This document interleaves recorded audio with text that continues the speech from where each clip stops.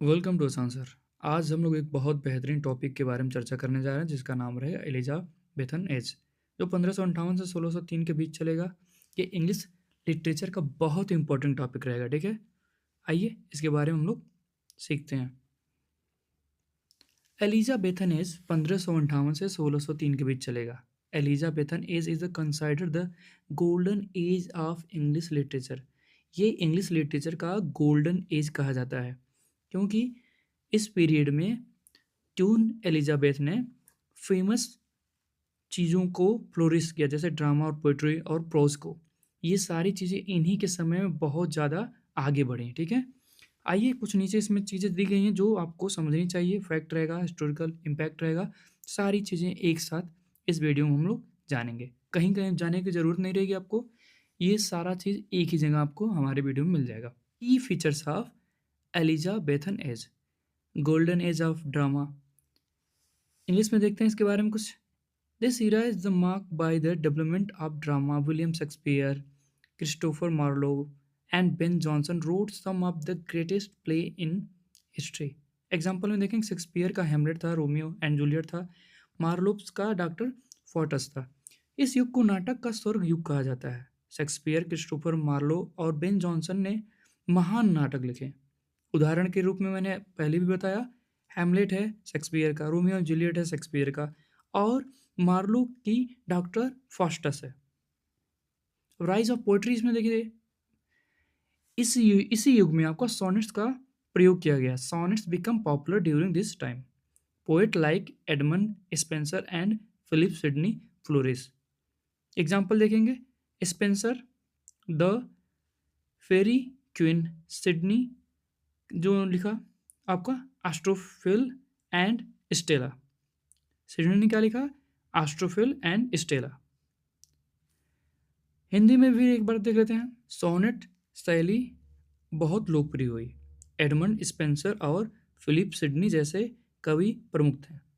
उदाहरण देखें, स्पेंसर की द फेरी क्वीन एंड और सिडनी की एस्ट्रोफिल एंड स्टेला थी। एक्सप्लोरेशन एंड एडवेंचर, यह खोज और रोमांच का युग था। फ्रांसिस ड्रेक और वाल्टर रैले जैसे नाविक ने क्षेत्रों में खोज की, नए क्षेत्रों में खोज की, जिससे राष्ट्रीय गौरव बढ़ा। Religious and political stability, Rani Elizabeth प्रथम प्रोटेस्ट और कैथोलिक हितों के बीच संतुलन बना के धार्मिक स्थिरता को कायम रखें। ग्रोथ ऑफ इंग्लिश लैंग्वेज, अंग्रेजी भाषा अधिक समृद्ध और प्रभावशाली बनी, जिसने महान साहित्य रचनाओं को जन्म दिया।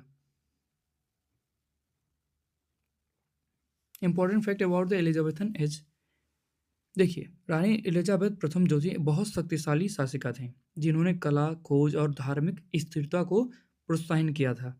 इन्होंने अपना भाई increase the art, exploration and religion stability बहुत मजबूत तरीके से अपने रूलर पीरियड में इसको अच्छे से निभाया भी और इनक्रेज भी किया। इसमें बहुत इम्पोर्टेंट आपका वर्क आएगा और बहुत इंपॉर्टेंट ऑथर इसी युग में आपको देखे जाएंगे, जैसे विलियम शेक्सपियर 1564 से 1616 तक। Known as the bard of Avon, Shakespeare wrote play and sonnets that remain timeless. Example, Macbeth, Julius Caesar and Midsummer Night's dream. Bard of Avon के नाम से प्रसिद्ध शेक्सपियर ने अपने काल में नाटक और सोनेट्स लिखे। ठीक है, उदाहरण के लिए Macbeth, Julius Caesar, the midsummer night's dream. Bard of Avon किसे कहा जाता है? शेक्सपियर को कहा जाता है, ये आप याद रखिएगा। ठीक है, अब हम लोग देखते हैं क्रिस्टोफर मार्लोव 1564 से 1593 के बीच का के बारे में जानते हैं। Known for his powerful tragedies like doctor Faustus, Tamburlaine. हाँ, क्रिस्टोफर मार्लोव अपने शक्तिशाली त्रासदियों के लिए प्रसिद्ध हैं, जैसे डॉक्टर फास्टस और टेम्बरलेन। आइए डॉक्टर एडमंड स्पेंसर के बारे में जानते हैं। 1552 से 1599 के बीच इनका समय था। एडमंड स्पेंसर इस युग के प्रमुख कवि थे, जो अपनी रचनाओं द फेरी क्वीन के लिए प्रसिद्ध हैं। अब सर फिलिप सिडनी के बारे में देखें, 1554 से 1566 के बीच। सर फिलिप सिडनी अपनी सोनेट श्रृंखला एस्ट्रोफिल एंड स्टेला के लिए जाने जाते हैं। इनकी बहुत ही प्रमुख आपका वर्क है क्या? एस्ट्रोफेल एंड स्टेला, इनके लिए ये जाने जाते हैं। ठीक है। Impact of the Elizabethan age. Elizabeth युग को अक्सर अंग्रेजी पुनर्जागरण कहा जाता है क्योंकि इस काल में कला का, संस्कृति का, शिक्षा का पुनर्जागरण हुआ। एलिजाबेथन युग में क्या क्या हुआ आपका? रिवाइवल ऑफ आर्ट हुआ, कल्चर हुआ, लर्निंग हुआ इस रेनेसा में। ठीक है। Growth of nationalism. 1588 में स्पेनिश आर्मडा की हार ने अंग्रेजी राष्ट्रीयता को बढ़ावा दिया। पोस्ट इंग्लिश प्राइड, क्योंकि आर्मडा यहाँ पे स्पेन का हार चुके थे। Foundation of modern English literature. Shakespeare और मार्लो जैसे नाटककारों ने आधुनिक अंग्रेजी नाटक की नींव रखी। इसका अच्छे से हम लोग एक बार डिटेल में देख लेते हैं। एलिजाबेथ युग को अंग्रेजी साहित्य का स्वर्ण युग कहा गया।